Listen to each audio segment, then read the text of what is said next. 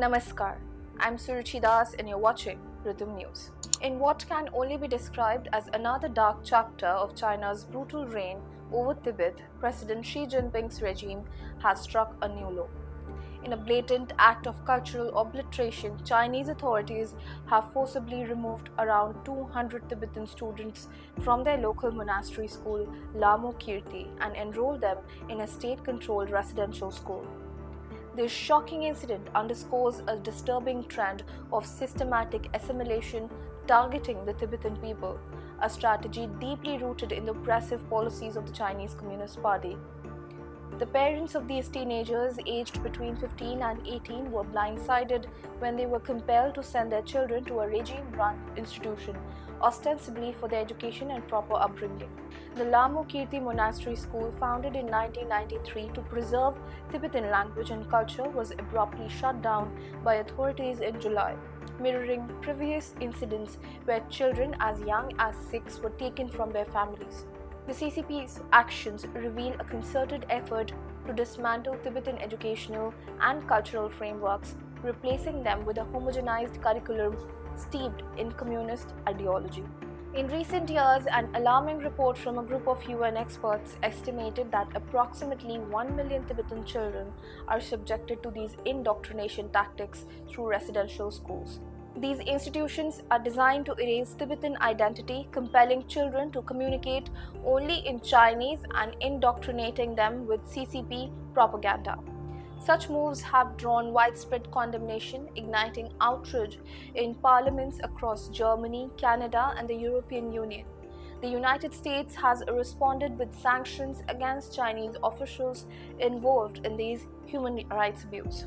President Xi Jinping's ruthless campaign against Tibetan culture stems from a profound frustration with the persistent resistance to Chinese rule.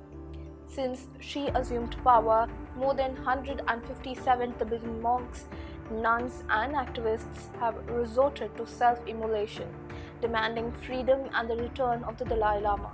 This sorrowful trend highlights the intense yearning for autonomy among the Tibetan people, which the CCP attempts to stifle through fear and oppression.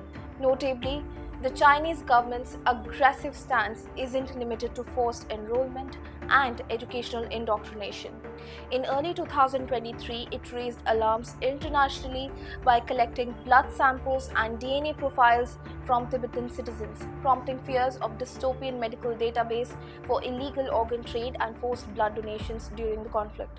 The unethical practices of companies like Thermo Fisher Scientific, which supplied biomedical products to support this campaign, have faced global backlash.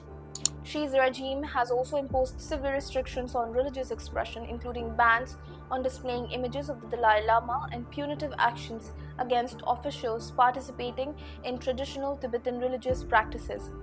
This reflects a systematic attempt to eradicate Tibetan Buddhism and any semblance of cultural independence. Furthermore, the destructive policies mirror the Taliban's infamous demolitions of Buddhist statues in Afghanistan, as the CCP has obliterated historical Buddhist relics, including 2 monumental statues in the Kham region, further showcasing its desire to erase Tibetan heritage. Responding to these oppressive tactics, the Dalai Lama has expressed a willingness to engage in dialogue with China, emphasizing the resilience and spiritual strength of the Tibetan people. He reaffirmed that the Tibetan populace does not seek complete independence but aims to coexist within the Chinese framework while preserving their cultural identity. As the world watches in horror, it becomes evident that the CCP's relentless assault on Tibetan identity is not just a local issue, but a significant violation of human rights. The international community must continue to condemn these actions and support the Tibetan people's struggle for cultural preservation and autonomy. The world must stand united against acts of oppression, ensuring that the voices of the Tibetan people resonate far beyond their homeland.